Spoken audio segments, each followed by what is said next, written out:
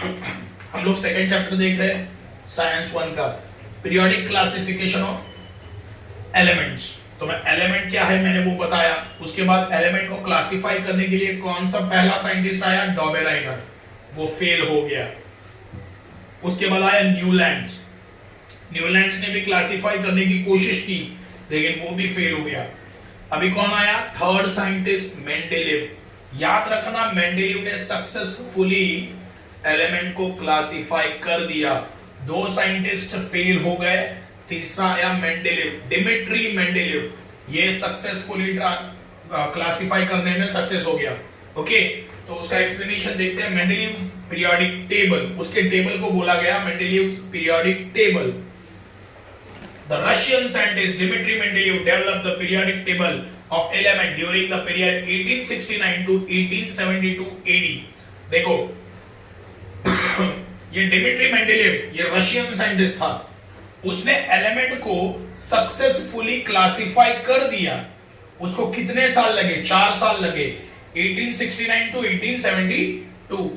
Mendeleev's periodic table is the most important step in the classification of element। देखो Mendeleev ने successfully elements को classify कर दिया था, वो बहुत ज्यादा इंपॉर्टेंट स्टेप था पूरे वर्ल्ड के लिए। Mendeleev considered the fundamental property of element, namely the atomic mass, as a standard and arranged 63 elements known at that time in the increasing order of their atomic mass। देखो Mendeleev ने भी क्या किया, Mendeleev ने भी कौन से property को अपनाया, एलिमेंट के कौन से प्रॉपर्टी को अपनाया, main property atomic mass. Dobereiner ने भी किया, कौन से, देखो increasing order of atomic mass. Dobereiner ने क्या किया था, 3 एलिमेंट का ग्रुप बनाया और उनको कैसे अरेंज किया, increasing order of atomic mass. Newlands ने क्या किया, एलिमेंट्स को अरेंज किया, कैसे किया, increasing order of their atomic मास, है ना। मेंडेलीव ने भी सेम किया। मेंडेलीव ने पहले क्या किया, मेंडेलीव जब जिंदा था तब उसके टाइम पे 63 एलिमेंट्स थे। कितने एलिमेंट्स थे, 63। उसने एलिमेंट के इंपॉर्टेंट प्रॉपर्टी के ऊपर ध्यान दिया, वो प्रॉपर्टी थी एटॉमिक मास। ओके, याद रखना बहुत ही इंपॉर्टेंट है। डॉबेराइनर ने क्या किया, डॉबेराइनर ने भी सेम चीज की, 3 का ग्रुप बनाया और एलिमेंट को कैसे अरेंज किया, इंक्रीजिंग ऑर्डर में, किसके, एटॉमिक मास के। न्यूलैंड्स ने भी क्या किया, एलिमेंट को अरेंज किया, कैसे अरेंज किया, इंक्रीजिंग ऑर्डर ऑफ एटॉमिक मास। और 8वां एलिमेंट और पहला एलिमेंट का प्रॉपर्टी क्या मिला उसे, सेम। अभी मेंडेलीव ने क्या किया, मेंडेलीव जब जिंदा था तब 63 एलिमेंट प्रेजेंट थे। उसने भी क्या किया, एलिमेंट का इंपॉर्टेंट प्रॉपर्टी के ऊपर ध्यान दिया, कौन सी थी वो, एटॉमिक मास। तो मेंडेलीव ने भी सेम चीज की। मेंडेलीव ने क्या किया, सारे एलिमेंट्स को इंक्रीजिंग ऑर्डर में लगाते गया, सारे एलिमेंट्स को क्या करते गया, इंक्रीजिंग ऑर्डर में लगाते गया। मतलब क्या, देखो पहले आया A B C D E F G H I. देखो उसने क्या किया, समझो ये एलिमेंट्स है, एटॉमिक मास।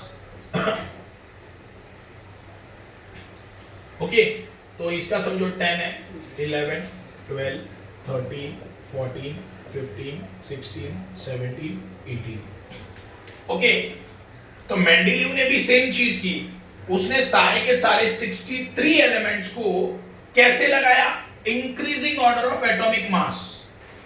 ओके, उसने क्या किया, सारे के सारे एलिमेंट्स को कैसे लगाया, increasing order of atomic mass. मतलब एलिमेंट का जो वेट है वो छोटे वेट से बड़े वेट तक ऐसे लगाते गया। ओके उसे क्या पता चला, वो आगे पता चल जाएगा हमें। Then he transformed this into the periodic table of element in accordance with physical and chemical properties of this element। देखो उसने क्या किया, सारे के सारे 63 एलिमेंट्स को एक लाइन में डाल दिया। पहले एक लाइन बनाया 63 एलिमेंट्स का, उसने एक पूरा का पूरा लाइन बना दिया। और वो कैसे अरेंज किया उसने, इंक्रीजिंग ऑर्डर ऑफ एटॉमिक मास। याद रखना, मतलब छोटे वेट से बड़े वेट तलब उसने सारे के सारे एलिमेंट्स को लगा दिया। उसके बाद उसने क्या चेक किया? उसने चेक किया physical and chemical properties of element. उसने क्या चेक किया?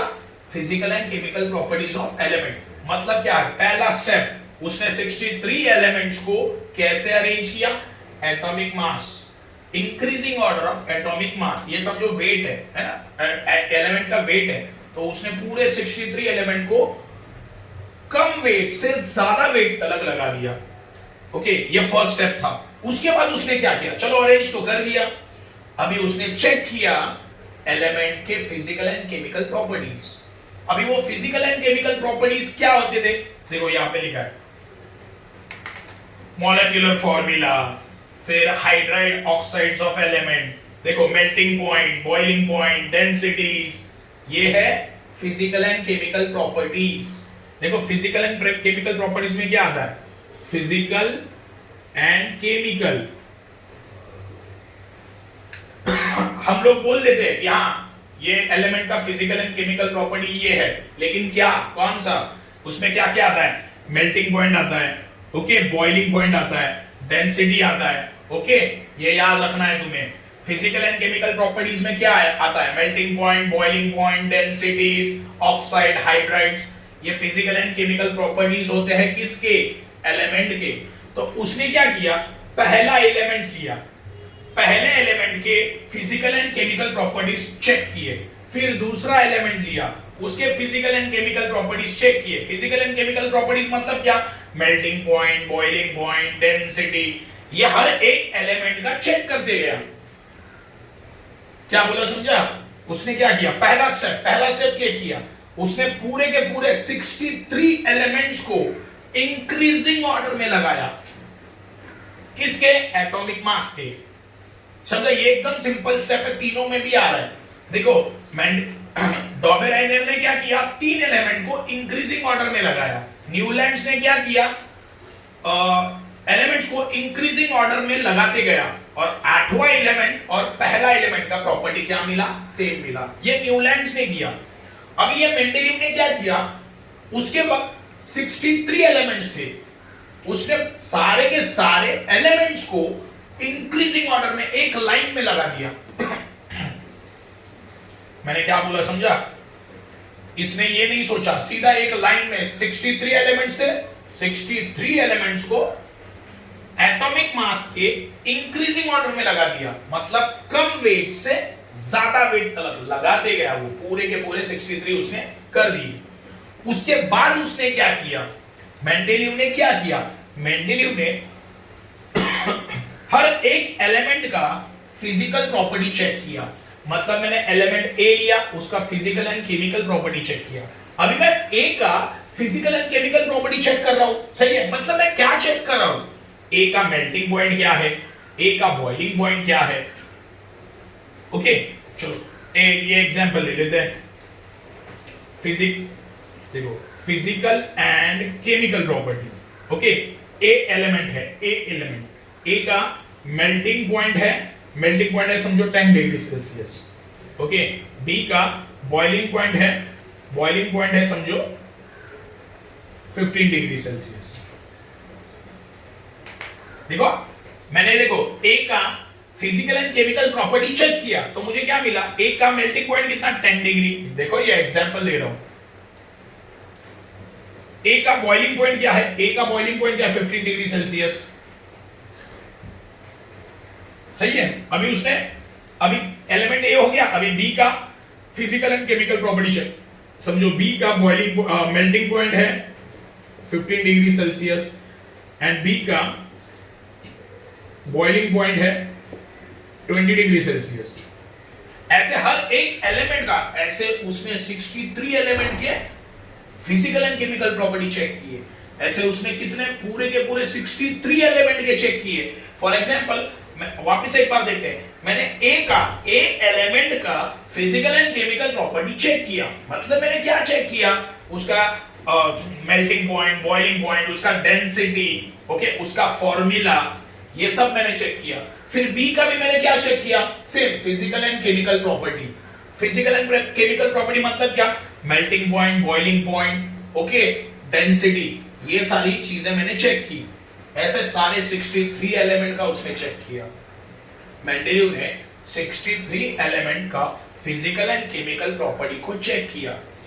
अभी चेक करने के बाद उसे क्या पता चला, ये बहुत मैटर करता है। उसने टेबल कैसे बनाया? अपना पहला स्टेप क्या था? मेंडेलीव ने क्या किया, सारे के सारे एलिमेंट्स को, टोटल 63 एलिमेंट्स को उसने एक लाइन में लगा दिया। ओके, 63 एलिमेंट्स को उसने एक लाइन में लगा दिया। कैसे लगाया? By increasing order of atomic mass, मतलब कम वेट से ज्यादा वेट तक उसने उसे लगा दिया। ये हुआ फर्स्ट स्टेप। सेकंड स्टेप क्या है? सेकंड स्टेप में मेंडेलीव ने क्या किया, हर एक एलिमेंट का physical and chemical property check किया। फिजिकल मतलब टोटल 63 एलिमेंट्स का उसने physical and chemical property check किया। अभी फिजिकल एंड केमिकल प्रॉपर्टी में क्या आता है? मेल्टिंग पॉइंट आता है, बॉइलिंग पॉइंट आता है, डेंसिटी आता है, ये सारी चीजें उसने हर एक एलिमेंट की चेक की। अभी थर्ड स्टेप, उसे क्या पता चला? उसे क्या पता चला देखते हैं। देखो ये एक एग्जांपल मैंने दिया है, ओके, एक एग्जांपल मैंने दिया है, ध्यान दो। एक एग्जांपल से मैं देता हूं, देखो ए बी सी डी, समझो ये 4 एलिमेंट है। फिजिकल एंड केमिकल प्रॉपर्टी समझो, इसका लिख रहा हूं, ओके। ए का मेल्टिंग पॉइंट, ए का मेल्टिंग पॉइंट कितना है समझो 10 डिग्री, बी का मेल्टिंग पॉइंट कितना है समझो 15 डिग्री, सी का मेल्टिंग पॉइंट कितना है समझो 20 डिग्री, एंड डी का मेल्टिंग पॉइंट कितना है समझो 25 डिग्री। ओके, देखो ए बी सी डी, ये पहले जो 4 एलिमेंट है इनका मेल्टिंग पॉइंट, देखो मैं एक ही फिजिकल एंड केमिकल प्रॉपर्टी ले रहा हूं, एक ही ले रहा हूं, सारे आने चाहिए। मैं एक का ही एग्जांपल बता रहा हूं यहां पे, मेल्टिंग पॉइंट। ओके, उसने चेक किया, ए का मेल्टिंग पॉइंट 10, बी का 20, चलो 10 degree, 20 degree, 30 degree and sorry 15, 20, 25। जब उसे ये पता चला कि हाँ ए का मेल्टिंग पॉइंट 10 डिग्री है, बी का 15 है, सी का 20 है, डी का 25 है, लेकिन जब आगे वो बढ़ा तब उसे ई का मेल्टिंग पॉइंट मिला 10, एफ का मिला 15, जी का मिला 20, एच का मिला 25। अरे यार देखो रिपीट हो गया। देखो ये ए बी सी डी का फिजिकल एंड केमिकल प्रॉपर्टी 10, 15, 20, 25 है ना। ए बी सी डी ये 4 एलिमेंट है, उनका फिजिकल एंड केमिकल प्रॉपर्टी क्या है? 10, 15, 20, 25। जब मैं आगे गया तो रिपीट हो गया 10, 15, 20, 25। देखो ना, ये 4 का physical and chemical properties match कर रहा है आगे के 4 वालों से। तो उसने क्या किया, ये जो मैच करते हैं ना, ये इसके नीचे लिख दिया ई एफ जी एच, समझे। अभी देखो ई का मेल्टिंग पॉइंट कितना है 10, ए का भी मेल्टिंग पॉइंट कितना है 10, तो ए और ई एक कॉलम में आ गए, तो दोनों का भी कितना है 10। एफ एंड बी कितना है 15, जी और सी कितना है 20, एच एंड डी कितना है 25। समझा मुझे क्या बोलना है? मतलब क्या है, मेंडेलीव ने ये बताया कि एक इंटरवल के बाद, एक सर्टन इंटरवल के बाद physical and chemical properties repeat होते हैं। ये किसने बोला? मेंडेलीव ने।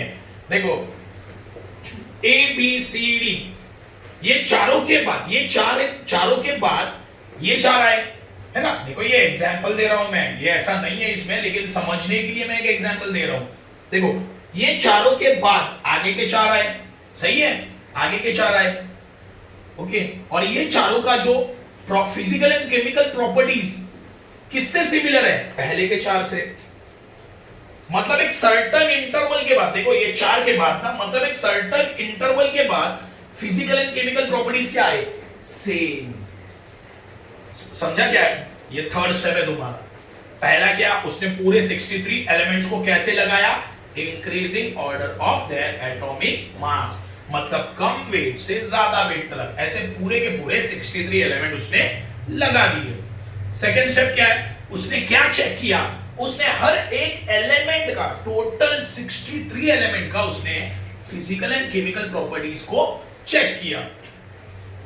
चेक करने के बाद उसे क्या पता चला, थर्ड स्टेप, उसे ये पता चला कि एक सर्टन इंटरवल के बाद, ये देखो 4 का इंटरवल है ना, ये 4 का 1 2 3 4, ये 4 का इंटरवल है। सर्टन इंटरवल के बाद फिजिकल एंड केमिकल प्रॉपर्टीज क्या मिलते हैं, सेम। देखो पहले 4 का फिजिकल एंड केमिकल प्रॉपर्टी क्या है, 10 15 20 25।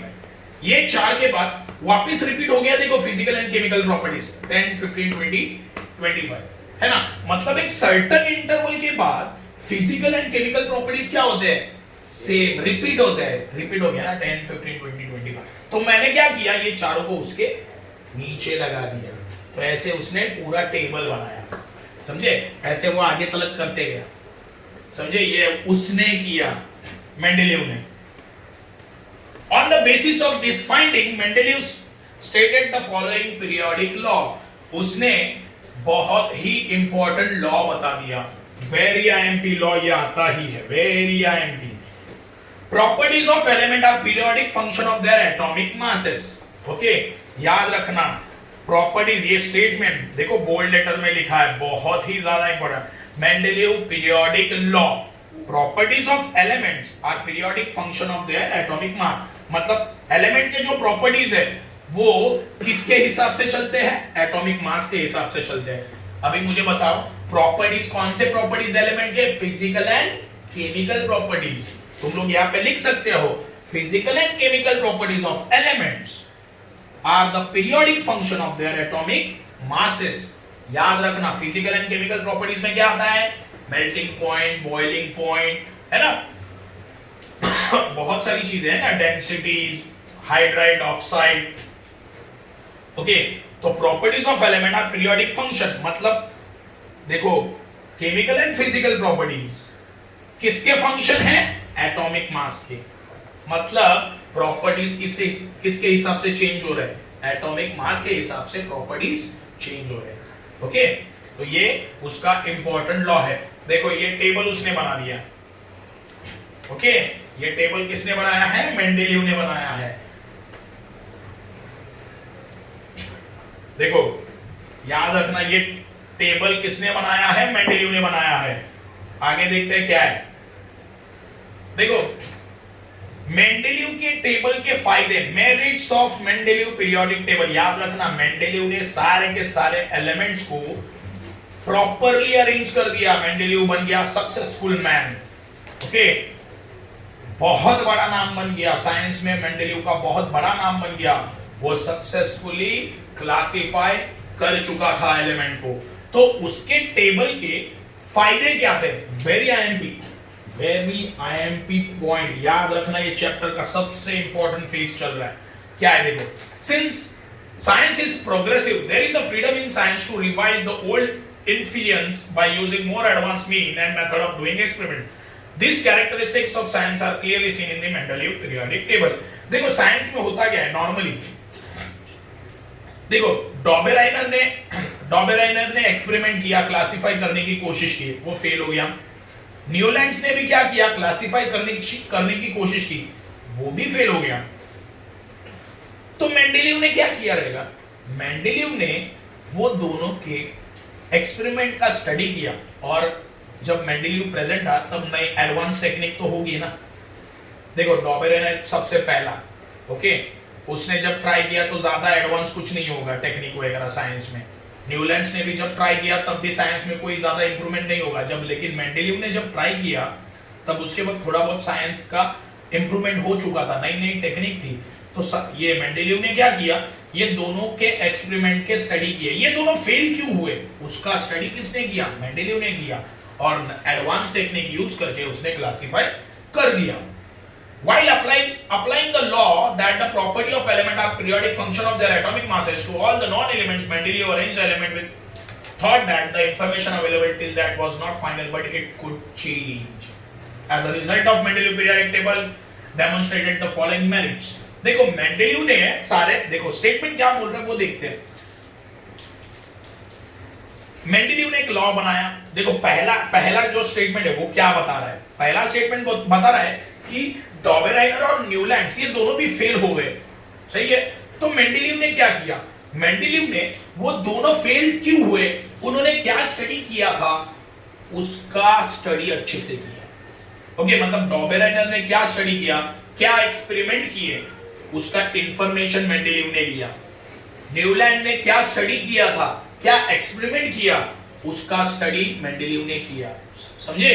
मतलब वो दोनों फेल क्यों हो गए, उन्होंने क्या स्टडी किया था, उन्होंने क्या एक्सपेरिमेंट किए दोनों ने, उसका स्टडी मेंडेलीव ने किया। और जब मेंडेलीव था तब साइंस में एडवांस टेक्निक्स भी थे। ओके, तो उसने उसकी हेल्प से एक नया टेबल बना दिया और वो सक्सेसफुल हो गया। ओके, ये फर्स्ट स्टेटमेंट है। सेकंड है, उसने एक लॉ बनाया, physical and chemical properties of elements are periodic function of atomic masses. उसने ये मेंडेलीव पीरियोडिक लॉ बोलते हैं इसे, इंपॉर्टेंट, अभी बोल्ड लेटर्स में हम लोगों ने देखा। क्या बोला मैंने?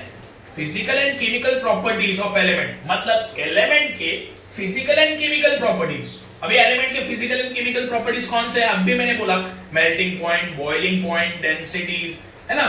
ये एलिमेंट के फिजिकल एंड केमिकल प्रॉपर्टीज होते हैं, are the periodic function of atomic masses, of their atomic masses. ये स्टेटमेंट है, देखो यहां पे लिखा है, अभी हम लोगों ने देखा है।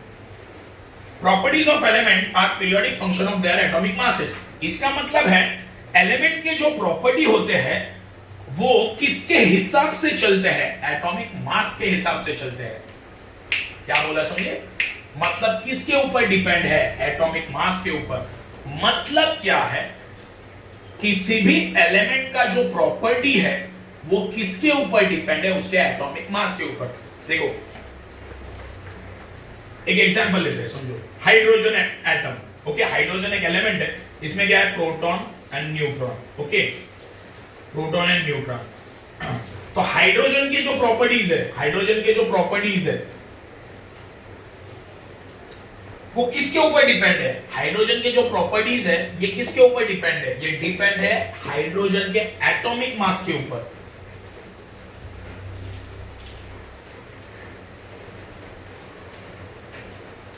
समझे? उसने क्या बोला?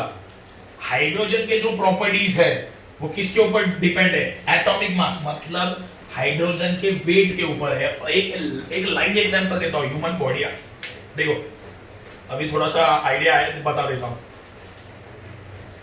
देखो ह्यूमन बॉडी की प्रॉपर्टीज क्या है? ह्यूमन बॉडी की प्रॉपर्टीज एक सिंपल, फास्ट रनिंग। देखो समझो मैं पतला हूं, मेरा वेट बहुत ज्यादा कम है, मेरा वेट बहुत ज्यादा कम है, तो मैं जोर से दौड़ पाऊंगा?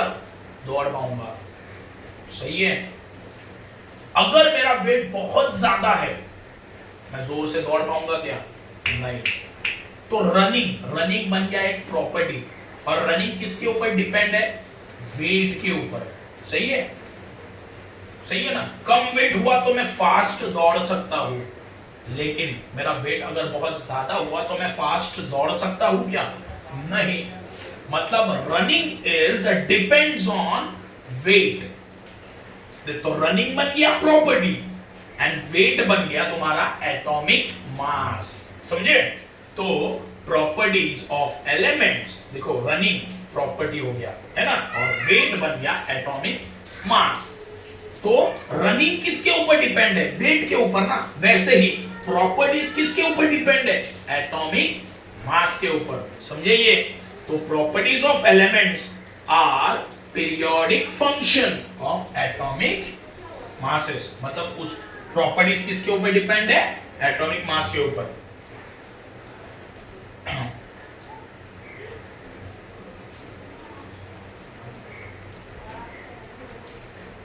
तो हम लोग देख रहे हैं merits of Mendeleev periodic table. Merits मतलब क्या? मेंडेलीव ने जो भी टेबल बनाया उसके फायदे क्या है, उसके एडवांटेजेस क्या है, उसे बोलते हैं मेरिट। तो मैंने पहले स्टेटमेंट क्या दिया? मेंडेलीव ने क्या किया? डॉबेराइनर एंड न्यूलैंड के एक्सपेरिमेंट का स्टडी किया और अपना टेबल बना दिया। ओके, उसने एक नया लॉ भी लिखा। वो लॉ को क्या बोला जाता है? Mendeleev periodic law. उसने क्या देखो, और आगे क्या किया मेंडेलीव ने, क्या किया मेंडेलीव ने, ये भी सोचा, देखो मेंडेलीव ने क्या सोचा, मेंडेलीव ने सोचा मैं अभी जिंदा हूं, मेरे टाइम पे कितने एलिमेंट है, 63 एलिमेंट्स है। मेंडेलीव ने क्या सोचा, देखो मैं अभी जिंदा हूं, मेरे टाइम पे 63 एलिमेंट्स प्रेजेंट है, चलो मैंने 63 एलिमेंट्स को प्रॉपरली अरेंज कर दिया टेबल में, लेकिन फ्यूचर में भी एलिमेंट्स आ सकते हैं कि नहीं, आ सकते हैं। तो उसने जो टेबल बनाया ना मेंडेलीव ने, वो फ्यूचर का सोच के बनाया। मतलब उसने सोचा अगर फ्यूचर में कोई नए एलिमेंट्स आए तो अपने टेबल में वो बैठने चाहिए। मतलब उसने टेबल कैसे बनाया, देखो मेंडेलीव ने क्या किया, सारे के उसके टाइम 63 एलिमेंट्स थे प्रेजेंट, सही है, तो उसने 63 एलिमेंट्स को टेबल में डाल दिया, लेकिन उसने ये भी सोचा कि अगर फ्यूचर में कोई एलिमेंट आया तो वो भी टेबल में बैठना चाहिए। मतलब उसने टेबल को ऐसे अरेंज किया कि अगर फ्यूचर में कोई नया एलिमेंट आएगा तो वो अपने टेबल में बराबर फिट बैठ जाएगा। ओके, तो पहला एडवांटेज क्या है उसका, पहला एडवांटेज क्या है उसके टेबल का, atomic masses of some elements were revised so as to give them proper place in the periodic table in accordance with their properties. For example, the previously determined atomic mass of beryllium 14.09 was changed to correct value 9.4 and beryllium was placed before boron. देखो अभी मैं जो बोल रहा हूं अच्छे से सुनो। जब मेंडेलीव था ना, तब सारे के सारे जो एलिमेंट्स थे उनके एटॉमिक मास को रिवाइज किया गया। रिवाइज किया गया मतलब वापस एक बार चेक किया गया। फॉर एग्जांपल देखो बेरिलियम, ओके, बेरिलियम का एटॉमिक मास कितना था, 14.09, ये था प्रीवियसली। देखो मतलब देखो डॉबेराइनर और न्यूलैंड्स जब प्रेजेंट थे तब बेरिलियम का एटॉमिक मास कितना माना जाता था, 14.9। ओके, लेकिन मेंडेलीव बहुत शाना था। मेंडेलीव ने क्या किया, सब चेक करके ही किया था। मेंडेलीव ने क्या किया, हर एक एलिमेंट का एटॉमिक मास को चेक किया, प्रॉपर्टीज तो चेक किए, लेकिन हर एक एलिमेंट का क्या चेक किया उसने, एटॉमिक मास। तो उसे पता चला अरे यार बेरिलियम का एटॉमिक मास कितना लिखा है, 14.09, लेकिन जब उसने खुद चेक किया, किसने, मेंडेलीव ने, वजन करके देखा रहेगा, ओके, वेट करके देखा रहेगा, तब उसे बेरिलियम का एटॉमिक मास कितना मिला, 9.4। समझे मैंने क्या बोला, मतलब क्या है, गलती थी, वो एक रॉन्ग इंफॉर्मेशन थी। बेरिलियम का एटॉमिक मास कितना था पहले, प्रीवियसली 14.09, लेकिन जब मेंडेलीव ने खुद चेक किया कि उसका एटॉमिक मास कितना है बेरिलियम का, तब उसे पता चला 9.4 है। अरे ये तो गलत है, ये तो गलत है, एक्चुअल कितना है, 9.4। इसलिए बोरॉन, इसलिए देखो beryllium was placed before boron, boron से पहले किसको डाला गया, बेरिलियम को डाला गया। मतलब क्या है बेरिलियम का जो वेट है 9.4, बेरिलियम के बाद कौन आया, बोरॉन आया, समझे। Boron is placed after beryllium, है ना, बेरिलियम के बाद किसको डाला गया, बोरॉन को। मतलब बेरिलियम का वेट कम है और बोरॉन का ज्यादा है ना, एटॉमिक मास के इंक्रीजिंग ऑर्डर। ये 9.4 है तो ये समझो 11 समथिंग सब कुछ तो होगा।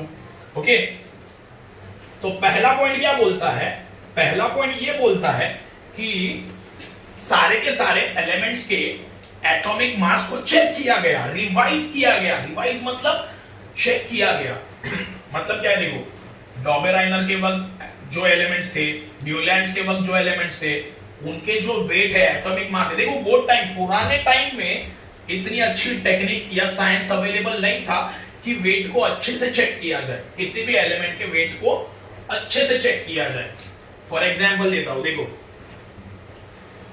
50 साल पहले ह्यूमन वेट चेक करने के लिए जो मशीन होगा, और आज आज जो मशीन चेक, जो वेट चेक करने वाली मशीन है, कौन सी मशीन अच्छी होगी, आज की या 50 साल पहले की?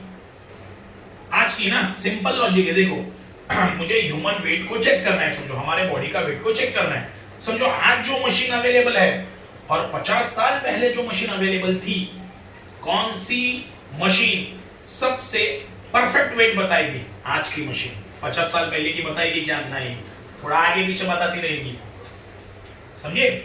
तो ऐसे ही कुछ हुआ था यहां पे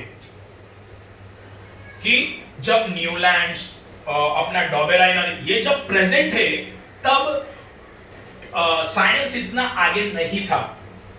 ओके, तो ये जो एलिमेंट्स है, ये जो उनके वेट अंदाजे लिखे गए, मतलब चेक किए गए, लेकिन एक एवरेज निकाल के लिखे गए, वो वेट ऑलमोस्ट, मतलब बहुत सारे एलिमेंट्स के वेट सही नहीं थे, समझे? और जब मेंडेलीव आया तो उसने पहला काम क्या किया कि सारे 63 एलिमेंट्स जो थे उनका एटॉमिक मास उसने खुद चेक किया, समझे? उसने क्या किया? खुद चेक किया, उनका वेट किया उसने।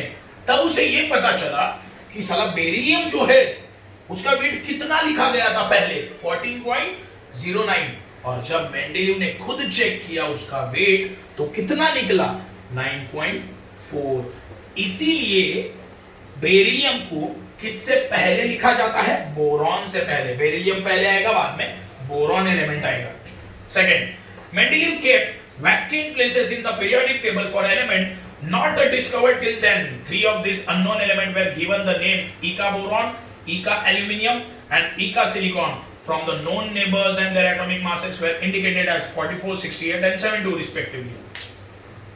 देखो, ये जो मेंडेलीव था, इसको पूरा का पूरा टेबल ऐसे समझ गया था कि उसने फ्यूचर में कौन से एलिमेंट आने वाले हैं ना नए, वो भी बता दिया। देखो उसने क्या किया, पहला काम उसने टेबल लिखा, पूरा टेबल लिखा, 63 एलिमेंट का पूरा टेबल लिख दिया। लिखने के बाद उसने क्या सोचा? फ्यूचर में नए एलिमेंट्स आने वाले हैं, ये उसने सोचा। और अपने टेबल में बहुत सारी जगह पर उसने ब्लैंक स्पेसेस छोड़े।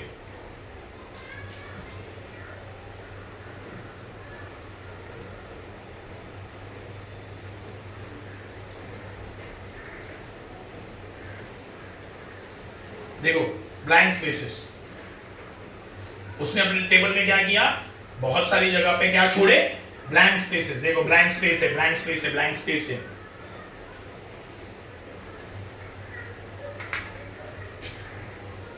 क्या किया समझा मैं क्या बोला? मेंडेलीव ने क्या किया? पहला काम 63 एलिमेंट को टेबल में डाल दिया। फर्स्ट उसने ये सोचा कि फ्यूचर में नए एलिमेंट तो मिलने वाले हैं, तो इसीलिए उसने अपने टेबल में ब्लैंक स्पेस छोड़ दिए।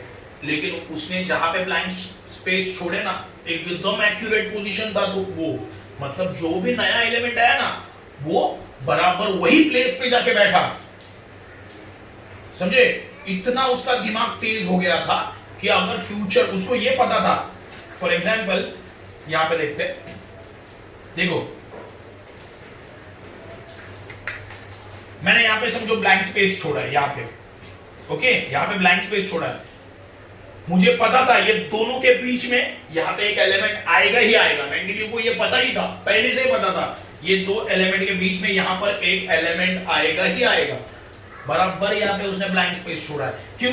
ये एलिमेंट ऊपर लिख सकता था ना, है ना? ये एलिमेंट वो ऊपर लिख सकता था, नहीं लिखा उसने, नहीं लिखा उसने। ये दोनों के बीच में ब्लैंक स्पेस छोड़ दिया। क्यों?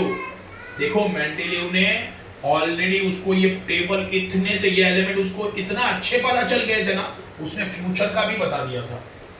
उसने बोला था कि मैं अपने टेबल में ब्लैंक स्पेस छोड़ रहा हूं, फ्यूचर में जो भी एलिमेंट्स आएंगे वो परफेक्टली वो ब्लैंक स्पेस में बैठ जाएंगे। इवन उसने फ्यूचर में जो आएंगे ना एलिमेंट्स, उनका एटॉमिक मास भी बता दिया था आज। मतलब देखो 20 साल बाद जो एलिमेंट आएगा, है ना, 20 साल बाद जो एलिमेंट आएगा उसका नाम भी उसने बोल दिया। देखो 20 साल बाद बोल रहा हूं मैं, मतलब फ्यूचर में जो एलिमेंट्स आएंगे ना उसको उसने नाम दिया। 3 एलिमेंट थे उसके, ओके। मेंडेलीव ने 3 एलिमेंट के बारे में बताया, 3 फ्यूचर में आने वाले 3 एलिमेंट के बारे में बताया। ये 3 एलिमेंट फ्यूचर में आने वाले हैं, उसका एटॉमिक मास ये होगा। मतलब 20 साल बाद जो चीज आने वाली है उसके बारे में मेंडेलीव ने आज ही बोल दिया। उसने बोला, उसने नाम दिया तीनों को। क्या नाम दिया देखते हैं, देखो उसने नाम दिया, देखो हाँ, इका बोरॉन, इका एल्यूमिनियम एंड इका सिलिकॉन। उसने देखो नाम दे दिया तीनों एलिमेंट को। देखो 20 साल बाद जो 3 एलिमेंट आने वाले हैं वो तीनों एलिमेंट का उसने नाम भी दे दिया, इका बोरॉन, इका सिलिकॉन, इका एल्यूमिनियम। ये तो छोड़ो, उसने वो 3 एलिमेंट के एटॉमिक मास मतलब तीनों का वेट भी बता दिया, वो भी बताया, प्लस उनके प्रॉपर्टीज क्या होंगे वो भी बता दिए। मतलब सोचो 20 साल बाद कोई चीज आने वाली है उसके बारे में सारी इंफॉर्मेशन मेंडेलीव ने आज ही बता दी। सोचो मतलब उसको एलिमेंट कितने अच्छे से समझे रहेंगे। Not only this, but the properties are predicted later on. These elements were discovered and named as scandium, gallium, and germanium respectively. देखो मेंडेलीव ने 3 एलिमेंट के बारे में बोला, फ्यूचर में ये 3 एलिमेंट आएंगे, ये तीनों का वेट मतलब एटॉमिक मास इतना इतना होगा, उनका प्रॉपर्टीज ये होगा। ये पूरा डिटेल मेंडेलीव ने बताया। जब वो फ्यूचर में जब वो 3 एलिमेंट मिले ना उनको क्या नाम दिया गया देखो मेंडेलीव ने नाम बोला था इका बोरॉन, ओके। तो उसे जब इका बोरॉन जब मिला एक्चुअल में तब उसे नाम दिया स्कैंडियम। इका एल्यूमिनियम को क्या नाम दिया, गैलियम। एंड इका सिलिकॉन को नाम दिया गया जर्मेनियम, जब ये एक्चुअल में मिले इंसान को तब, ओके। और ये तीनों का प्रॉपर्टीज चेक किया गया, जब ये एक्चुअल मिले ना तब इनका प्रॉपर्टीज चेक किया गया, तब सबकी आंखें खुली की खुली रह गई। मेंडेलीव ने जो प्रॉपर्टीज बताए थे, जो एटॉमिक मास बताया था वो ये तीनों का सेम है। ये कैसे कर दिया मेंडेलीव ने, मतलब वो एक ब्राह्मण बन गया था, भविष्यवाणी करने वाला, ओके। तो एक एग्जांपल दिया है, देखो इका एल्यूमिनियम किसने नाम दिया था, मेंडेलीव ने। और जब वो एलिमेंट मिला एक्चुअल में मिला तब उसको क्या नाम दिया गया, गैलियम। तो देखो मेंडेलीव ने इका एल्यूमिनियम का, देखो मेंडेलीव ने इका एल्यूमिनियम का एटॉमिक मास कितना बोला था, 68 बोला था। और जब वो एलिमेंट सच में मिला तब उसका वेट चेक किया गया, एटॉमिक मास कितना मिला, 69.7। ये जब देखो ना 68 बोला उसने और वो ऑलमोस्ट सेम आया ना, 68 और 69.7। इका एल्यूमिनियम का डेंसिटी कितना बोला था मेंडेलीव, 5.9। और जब एक्चुअल में मिला वो तब कितना था उसका, 5.94। Almost similar. मेल्टिंग पॉइंट कितना बोला था, वो लो रहेगा और ये 30.2 लो ही है, ओके। Formula ECl3, okay. इका देखो इका का ई उसने लिया E2O3, यहां पे क्या है Ga2O3। देखो Ga क्योंकि गैलियम का फॉर्मूला है स्ट्रक्चरल Ga, तो यहां पे क्या आया Ga। जैसे यहां पे E लिया था उसने, E का ना उसका E लिया E2 और O3, ये ऑक्साइड फॉर्मूला है। ये कौन सा ऑक्साइड फॉर्मूला, ऑक्सीजन है ना, ऑक्साइड फॉर्मूला है E2O3। यहां पे गैलियम नाम दिया ना तो क्या आया Ga2, यहां पे आया Ga2O3। देखो almost similar. Nature of oxide amphoteric oxide, यहां पे भी एम्फोटेरिक ऑक्साइड। देखो मतलब ये प्रॉपर्टीज किसने बताए थे, मेंडेलीव ने बताए थे सारे के सारे। और जब वो एलिमेंट एक्चुअल में मिला तो ये देखो ये आए वो, और ये दोनों भी इक्वल, ऑलमोस्ट सेम। सोचो मतलब वो तो एकदम भविष्यवाणी करने वाला बन गया था। अभी नेक्स्ट पॉइंट है, there was no place reserved for noble gases in Mendeleev's original period table. However, when noble gases such as helium, neon and argon were discovered towards the end of 19th century, Mendeleev created the zero group without disturbing the original table. अच्छा, देखो noble gases, पहले तो noble gases मतलब क्या? देखो ऐसे gases जो किसी भी रिएक्शन में पार्टिसिपेट नहीं करते। क्यों नहीं करते? देखो नोबल गैस का मतलब क्या है? नोबल गैस एक ग्रुप है। नोबल गैस एक ग्रुप है। नोबल गैस में जो भी एलिमेंट्स आते हैं, एलिमेंट्स कौन से है? देखो हेलियम, नियॉन, आर्गन, ये गैसेस है। ओके, ये किसी भी रिएक्शन में पार्टिसिपेट नहीं करते। क्यों? क्योंकि इनका आउटर मोस्ट शेल होता है ना, एटम पता है ना, एटम का जो आउटर मोस्ट शेल होता है वो कंप्लीट होता है। नोबल गैस मतलब क्या? ऐसे गैसेस जो किसी भी केमिकल रिएक्शन में पार्टिसिपेट नहीं करते। मतलब अब समझो मैंने पानी लिया और हेलियम लिया, दोनों का रिएक्शन किया, नहीं होगा। क्यों? हेलियम ऑलरेडी कंप्लीट गैस है, इसीलिए उसे नाम दिया है नोबल। याद रखना, नोबल गैसेस मतलब क्या? ऐसे गैसेस जो किसी भी रिएक्शन में, केमिकल रिएक्शन में पार्टिसिपेट नहीं करते। क्यों नहीं करते? क्योंकि उनका आउटर मोस्ट शेल होता है, कंप्लीट होता है। आउटर मोस्ट शेल मतलब क्या? समझो, फॉर एग्जांपल देखो ये एटम है, इसके लास्ट शेल में कितने इलेक्ट्रॉन है? 2। मालूम है ना, पहले शेल में 2 चाहिए, दूसरे में कितने चाहिए? 8, है ना। अगर 2 है तो कंप्लीट है, 8 है तो कंप्लीट है। ये एक एटम है, इसके लास्ट शेल में कितने इलेक्ट्रॉन है? 2, तो ये कंप्लीट है, ये कंप्लीट है। इसे बोलेंगे नोबल। इसे क्या बोलेंगे हम लोग? नोबल। समझे? इसे हम लोग बोलेंगे नोबल, क्योंकि ये क्या है? ये एटम क्या है? कंप्लीट है, इसीलिए हम लोग इसे क्या बोलेंगे? नोबल बोलेंगे। और यहाँ पे नोबल गैस, गैस क्यों आया? क्योंकि हेलियम क्या है? गैस है। नियॉन क्या है? गैस है।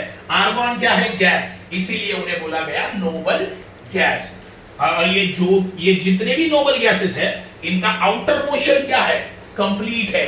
इनका आउटर मोस्ट शेल क्या है? कंप्लीट। अगर उनके पास सब कुछ है तो किसी केमिकल रिएक्शन में पार्ट लेंगे क्या? नहीं। एक एग्जांपल देता हूं, समझो तुम्हारे पास करोड़ों रुपए पड़े, तुम लोग कोई काम करोगे क्या? नहीं। सिंपल है ना। अगर देखो ऐसा होता नहीं है, लेकिन समझो अगर इंसान के पास उसको जो भी चीजें चाहिए, अगर वो सारी की सारी उसके पास है, तो वो कोई काम करेगा क्या? नहीं करेगा। वैसे ही है ये नोबल गैस। नोबल गैस के पास ऑलरेडी सब कुछ ऑलरेडी होता है, इसीलिए वो किसी केमिकल रिएक्शन में पार्ट नहीं लेता। तो हुआ क्या? जब ये नोबल गैस के बारे में दुनिया को पता चला, कब पता चला? 19th सेंचुरी में। अभी मेंडेलीव ने क्या किया था पता है? मेंडेलीव ने नोबल गैस के बारे में सोचा नहीं था कि फ्यूचर में नोबल गैस आने वाले हैं, ये मेंडेलीव को पता नहीं था। अभी उनको टेबल में कैसे फिट करेंगे? जगह तो नहीं थी। तो उसने क्या किया? मेंडेलीव ने टेबल को हाथ लगाए बिना एक नया कॉलम बना दिया नीचे, without disturbing the original periodic table in which the noble gases were fitted very well. याद रखना, मतलब उसका जो टेबल था उसमें उसने एक नया ग्रुप ऐड कर दिया नीचे, जीरो ग्रुप। नोबल गैस के ग्रुप को नाम क्या दिया? Zero group. ये ओरिजिनल टेबल जो था उसका, देखो ये ओरिजिनल टेबल जो था उसका, उसमें ये ओरिजिनल टेबल है। ये ओरिजिनल टेबल में नोबल गैसेस फिट कहां से होंगे? नहीं होंगे। तो मेंडेलीव ने सोचा ठीक है, ये टेबल को मैं डिस्टर्ब नहीं करूंगा, मैं और एक नया कॉलम बनाता हूं नीचे। उसने एक कॉलम बना दिया और उसको नाम दिया जीरो ग्रुप, और उसमें सारे नोबल गैसेस डाल दिए। मतलब ओरिजिनल टेबल को उसने डिस्टर्ब नहीं किया। ये थे मेंडेलीव्स पीरियोडिक टेबल और उसके मेरिट्स। याद रखना बहुत इंपॉर्टेंट है। कल हम इसके डीमेरिट्स देखेंगे। डीमेरिट्स मतलब क्या? इसके डिसएडवांटेजेस मतलब क्या है, मेंडेलीव ने क्या क्या गलतियां की, वो हम लोग कल देखने वाले हैं। याद रखना बहुत ज्यादा इंपॉर्टेंट टॉपिक चल रहा है।